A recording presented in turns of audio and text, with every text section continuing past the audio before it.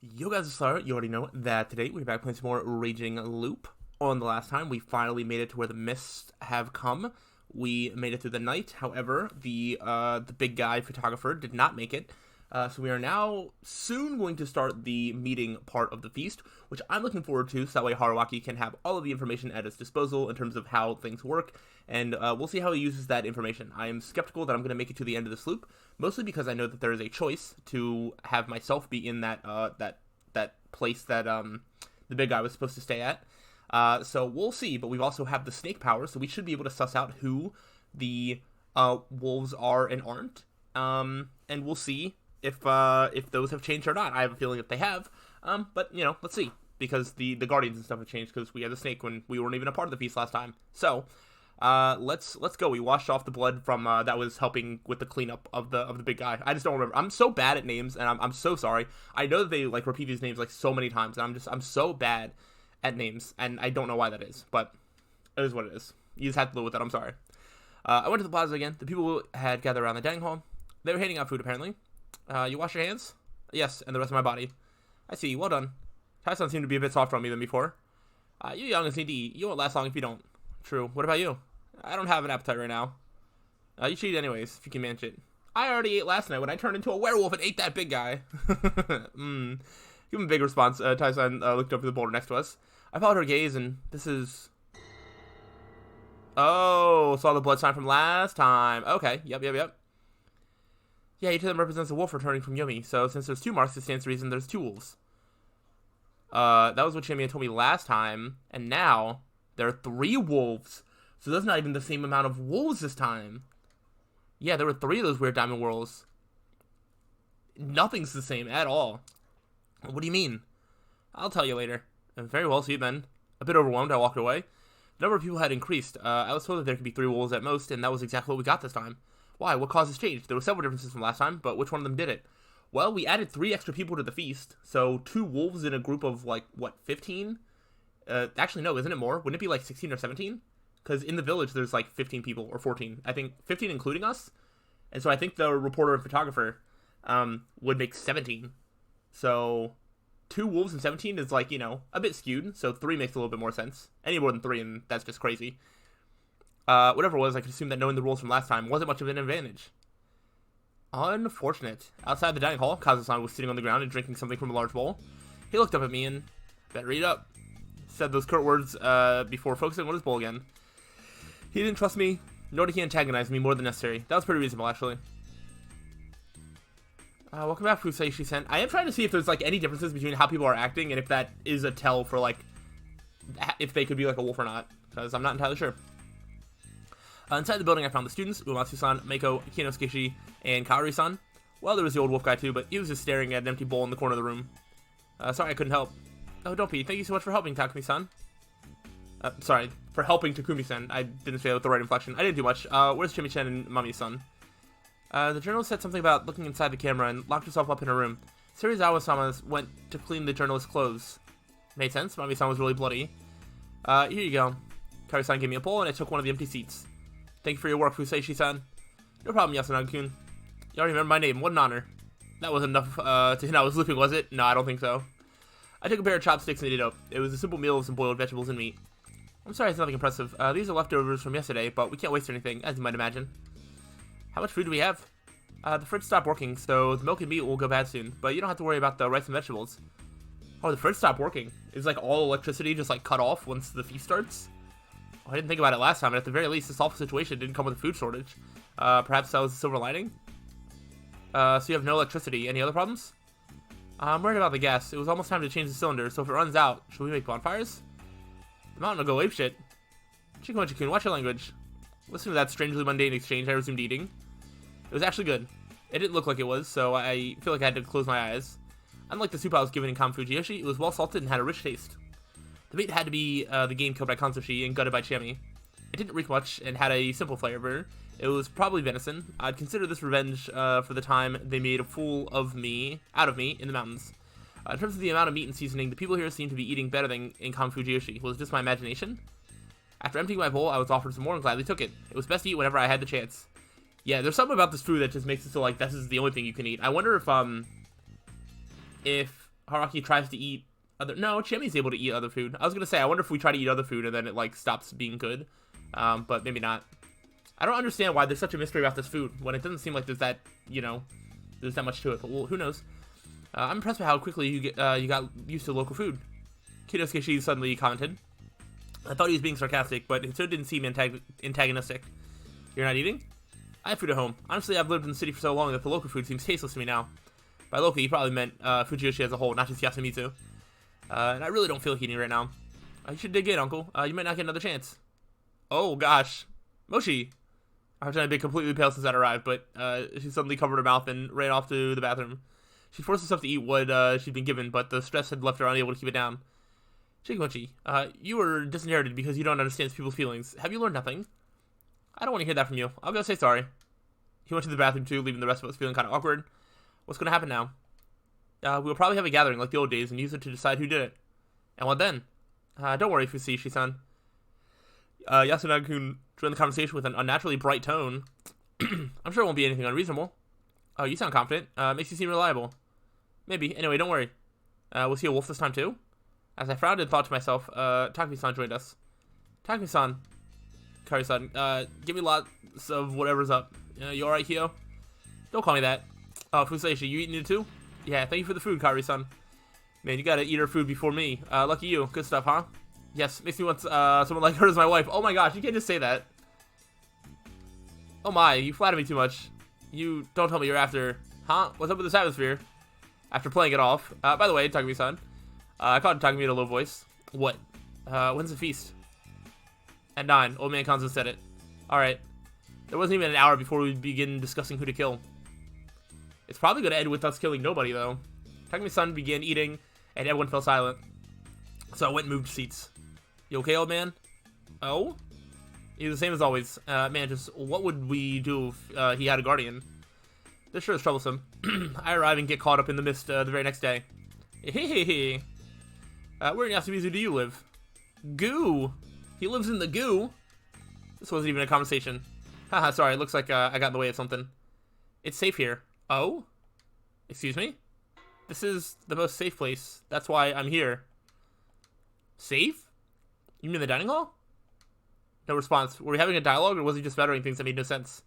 Was he talking about Yasumitsu? That could be it. After all, this was the least safe place in Fujiyoshi. Or was it? I thought they had a reason why he found it safe, but whatever it was, it couldn't save him from dying last time. In the end, it wasn't safe for him either. Something seemed off, but I couldn't put my finger on what. Maybe he's a wolf. I somehow lost my right to sit next to him and began searching for a new seat as I waited. The clock seemed to move strangely slowly. A chair next to me was pulled a bit. Anyway, where could I sit? Our eyes met. Anyway, where could I sit?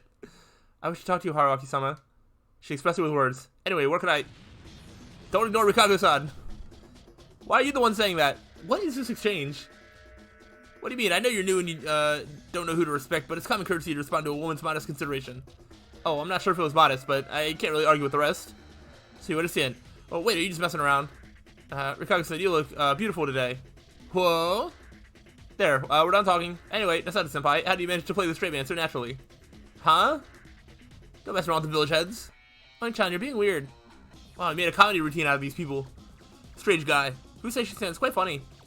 Kari-san, look at his face. It's funny, Takumi-san.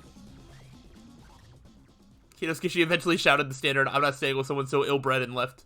Well, Takumi-san went with him, so I doubted Kinosuke would end unlucky victim number 2 as per horror cliches. You never know. It came back to me. During the previous feast of the Omi Purge, Chikamochi, Kamoshida, and the old wolf guy had been killed, probably by something other than corruption. The suspects from back then, who were now around the dining hall, were... No. If it meant finding out the truth, I could just leave that. I had to switch gears. Yeah, we still don't know why they died. Because the running theory was that one of the werewolves did it. But if they did that, would that not be breaking the rules? Though, I guess we haven't seen any punishment for a wolf breaking the rules. So, I'm not entirely sure. It's very weird. Anyway, I sat down next to Rikaku-san, who said her rules so many times she'd actually gone limp. Fusuyuki-san. So that was my name now, huh? I gave up on correcting her. Hey, Meika-chan, I'll borrow, Oni-chan a bit. Okay. Are you gonna talk? Then, wanna play with me, Meika-chan? Yeah. Yasunaga can take Meika with him, giving us a chance to talk. You're awful. Hearing that from a beauty like you actually makes me happy. I was actually starting to find these reactions adorable. I could enjoy bullying a cute older woman. This was a rare opportunity, and I appreciate it immensely. Anyway, what is it? I feel quite guilty. Huh? Why? Because I accepted you and the journalist at the worst possible time. Is that something to feel guilty about? No one can predict when a miss comes. No, this is all happening because of our Fujiyoshi's original sin. Original sin? Yes, this village prospered by killing the servants of God after all. The ancient story of killing the wolves, huh? I'd like to hear more. Yamawaki-sama should give an explanation later. Yamawaki-san will? Yes, after all, she is Yasumitsu's representative. Representative, not a landlord, huh? Yes, everything in Yasumitsu belongs to either the village or the family heads, but it still needs a manager. Yamawaki-sama is a well-adjusted lady and the oldest of us all, so she possesses discretion. That is the way it is. I see, so the way it is that, huh? Instead of turning bashful, she actually glared at me this time. This is pretty good, too. That aside, I now knew how it was. The eldest was a representative, and with that, she was in charge of the feast tutorial. By the way, you seem pretty hung up on guests. Is there some sort of local culture related to that? Yes, I hear that Fujiyoshi was once full of visitors who came to the Shinai Shrine to pray for good hunting. Hunters from the outside were considered honored guests and treated kindly around here. That made sense. If the belief itself was the village's main draw, I could understand why this unique religion survived for so long. I wanted to get some certain details, but it didn't seem like something I should ask about while alone. So that's how it was. You're nice to me because I'm a guest, right? Huh? No, that is not... Or is it because I was there when you got hurt? That is... Yes, thank you again. But... Do I need a reason? Oh, not at all. I just felt like there was a reason behind it. What if there was? I'd be happy, maybe. The adorable woman hung her head down, cheeks reddening. I was the one playing around with her, but that actually made me feel kind of bashful. Perhaps I had to be more serious about her feelings. How would I do that, though? Forget it. It wasn't the time for that. I was given an important role, so I had to find a way to keep the others alive. I have to find a way to, like, not die. Shall we go? Because I feel like everyone's going to immediately point to me being like, you just got here, the miss came, you're obviously responsible, we got to kill you. So it's going to be tough for us to stay alive. Kari-san's voice prompted everyone to rise from their seats. Then we wordlessly began to leave the dining hall. It didn't feel like an emergency, but this was the end of our normal everyday life. We already had people at the hall. Kanzoshi, Takumi-san, Kinosuke-shi, Yoshitsugu-kun, and... Guys! Chemi and Mami-san were here too. Mami-san looked depressed.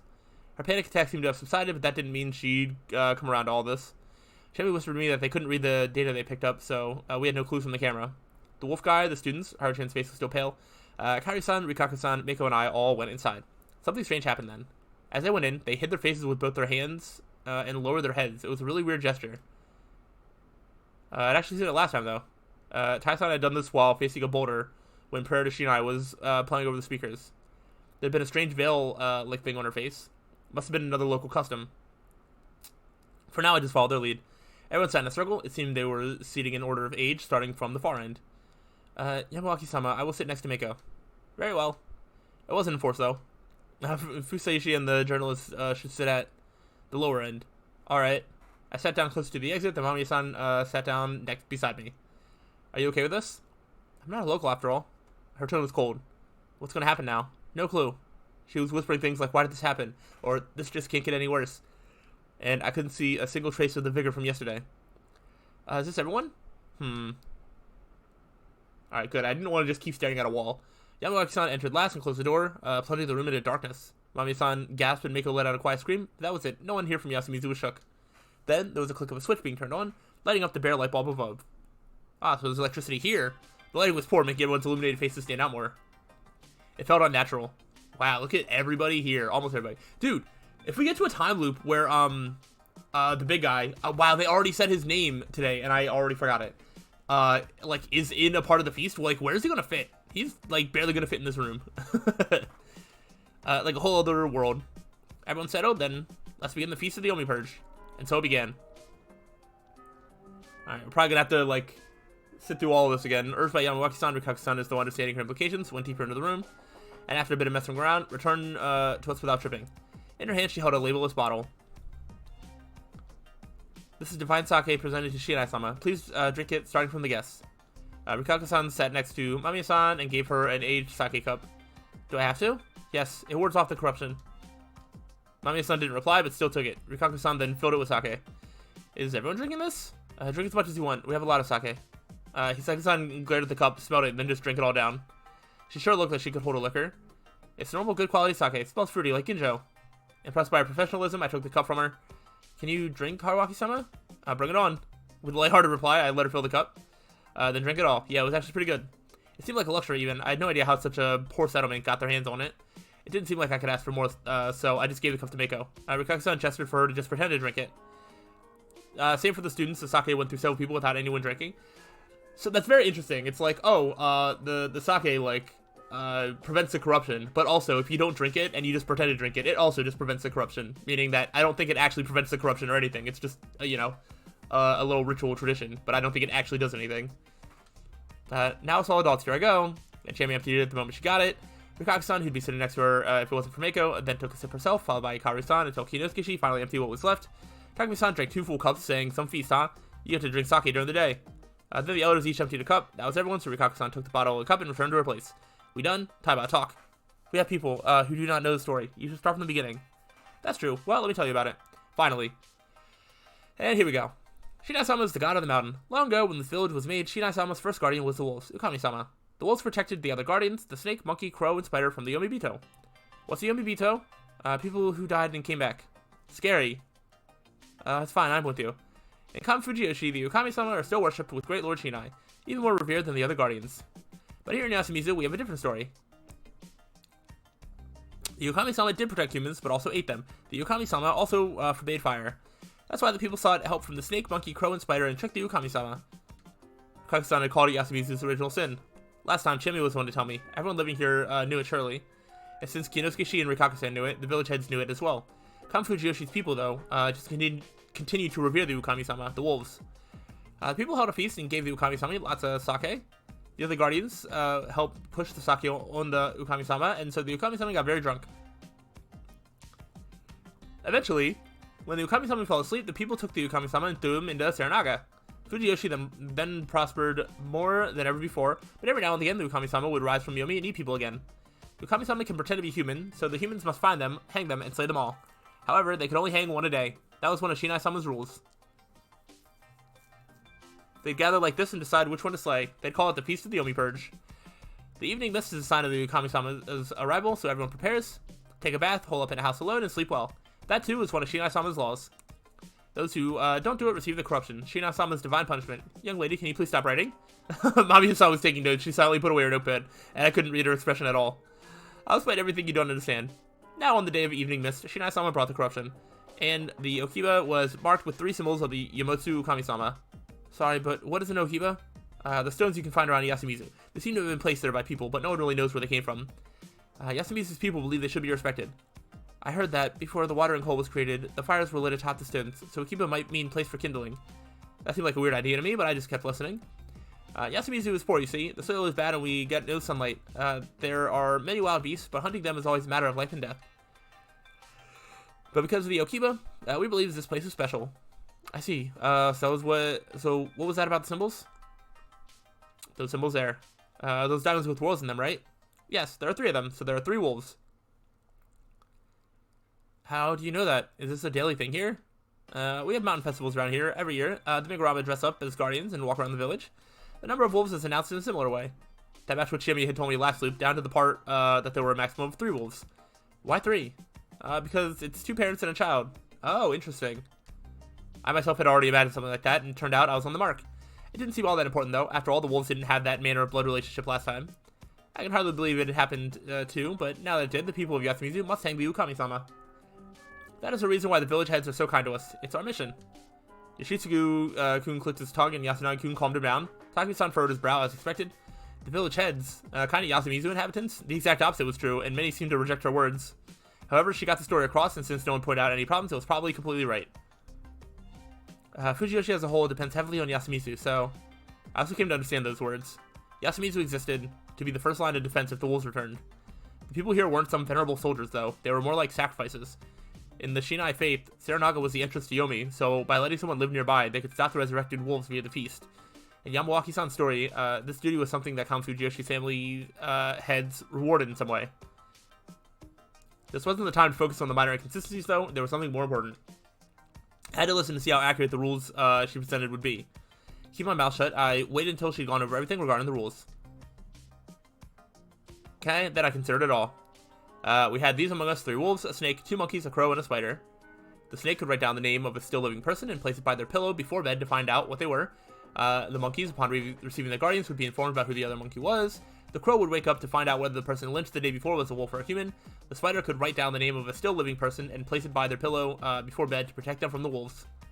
The powers of these guardians were given out with no regard for the blood of the families they were supposedly protecting. Their powers were to be used to discuss or lynch someone each day. There were 3 wolves. They would brutalize one of the humans every night. The wolves had to be purged before they killed all the humans. If you broke the rules, the god of the mountain would bring forth a corruption, a supernatural death upon you. Alright. Once the explanation was over, the room was filled with the sounds of discussion, but there was still something I had to confirm. I opened my mouth. Hold on, Taiba, there's something I don't understand. But Yasunagi-kun was faster. What is it? You said the wolves only kill 1 person per night. Yes. But why? In Shinai-sama's court, even the Yomotsu Ukami-sama must do what he says. Why do you give them that rule, and why do they obey it? It's not for us to fathom. Another thing, if the wolves go for the spider's target, can they go for anyone else once they realize they failed? They can't. I was told that if the spider stops the wolves, the humans sleep in peace that night. How do you know that? My grandmother told me a long time ago. You haven't participated in a feast before, have you? Ooh. His strong tone made everyone freeze. Yasu, what's up with you? If there are feasts every time there's mist, someone here must have been in one, right? As far as I know, we had a mistress 8 years ago, and... Nichan, stop. Haruchan raised her voice and attracted everyone's attention. Stop. I don't want to remember. What do you mean, remember? But Haruchan. I'll ask later, Yasu. What? My son and his wife died back then. Don't make Haru, hear about it. Oji-chan. Oh, so that was how it was. Did you see the aftermath of the landslide uphill? It's been like that ever since the Nosato got to work on the place 8 years ago when it collapsed. It was all coming together. The landslide and Haru-chan's parents' deaths, both happened 8 years ago, when there was a mist. Oh, okay, I don't want to remember because parents dying. I don't think that she was like a part of the feast. I wasn't in Yasumizu back then. Did you forget? I helped around the Count Fujiyoshi school you children were staying at. Were any of these people? I mean, maybe the old guy who cried wolf or whatever. I think everyone else here said that they were not around 8 years ago. Actually, I don't know about Shami. Because Shami, like, grew up here, but she was away for college, so... But I don't think she's 8 years removed from college. So, she could have been around. Everybody else, I think, might have come after. Ooh, I don't know. Alright, alright. It's my first time. The feast probably happened while we were away. My grandmother might have been in one herself. I see. Yasunagi came back down, but didn't seem all that convinced. I also had questions how the rules of the feast could be passed down so perfectly through nothing but word of mouth. After all, rejecting those rules meant death. What if there were gaps in what we'd been told? Those who'd never heard of these rules or participated in the feast wouldn't have a clue. From what I knew, Tai-san didn't mention 3 important rules just now. And what's that? The wolves also couldn't kill more than 1 person. Well, that's literally... She did just say that. If the spiders successfully stopped the wolves, they couldn't choose any other sacrifice for the night. Yeah, okay, that's what she just said. The guardians were written blood, and you couldn't show yours to anyone. Okay, that she did not say. But 2 of those she literally said. So maybe I missed... Hold on, let me... Can I see the log? Did I just read that weird? Tai-san didn't mention 3 important rules just now, and then 2 of those were listed are ones that she literally just said. She literally just went over how the wolves can't kill more than 1 person, or that they don't. And then about the spider, she said that everybody sleeps peacefully. So I don't know if this is just like a weird translation, or if Haruaki's just like stupid, but like, she went over 2 of those, and didn't go over the guardians were written in blood and you couldn't show yours to anyone. Okay, the first 2 were pointed out by Yasunagi-kun, but the last one, the thing I heard from Kanzo-san, wasn't mentioned yet. Oh, alright, I'm stupid. Alright, so the game is saying that she did not bring it up without being questioned first. Okay, fair enough. My bad. I'm wrong. I wasn't too confident in this method of conveying the rules. If this was the way that had been passed down over the course of the feast's long history, it seemed to me that vital information would have been left out like this, resulting in everyone dying through unintended rule-breaking long ago. That would have ended the tradition, and the fact that it hadn't happened meant there might have been other ways of conveying the information. In particular, they hadn't mentioned anything about the way the Guardians were given. Leaving out the part about how they revealed through blood text seemed particularly risky. Yeah, like, we had no idea about that. After all, it was possible that you could sleep in, and someone could come in and see it without you realizing it, or you could roll around in a bad way and rub it out. Well, if they said it was some supernatural blood that didn't fade so easily, I'd have no idea what to make of that.